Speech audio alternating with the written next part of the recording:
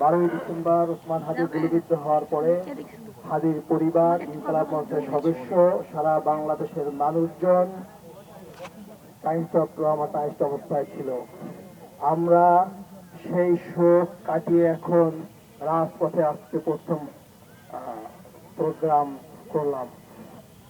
আমি আপনাদের মাধ্যমে সরকারকে একটা কথাই বলতে চাই যে হাদির জানাজায় লক্ষ লক্ষ যে বিপ্লবী ছাত্র জনতা অংশগ্রহণ করেছে, এইটা কোনো পরিকল্পিত অংশগ্রহণ ছিল না, কোনো ওয়েল অর্গানাইজ ছিল না।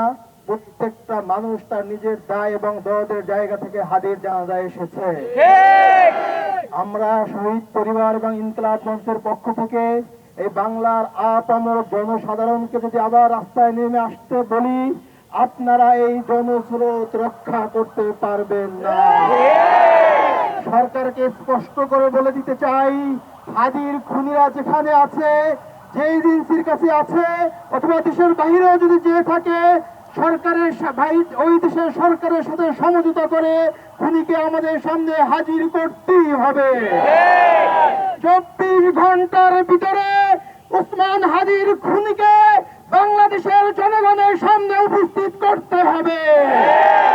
প্রিয় বিপ্লবী ছাত্র জনতা, যদি 24 ঘন্টার ভিতরে খুনিকে আমাদের সামনে উপস্থাপন না করে, পরবর্তী প্রোগ্রামের জন্য আপনারা শপথ গ্রহণ করুন। আগামীকালকে হাদি চত্বরে আমরা শহীদি শপথ গ্রহণ করব। সেই শপথ গ্রহণ করার পর থেকে হাদির খুনিকে আমাদের সামনে প্রকাশ্যে হাজির করা না পর্যন্ত আমরা ঘরে ফিরে যাব না। কোন ধরনের এজেন্সি দিয়ে আমাদেরকে থামাতে পারবেন না।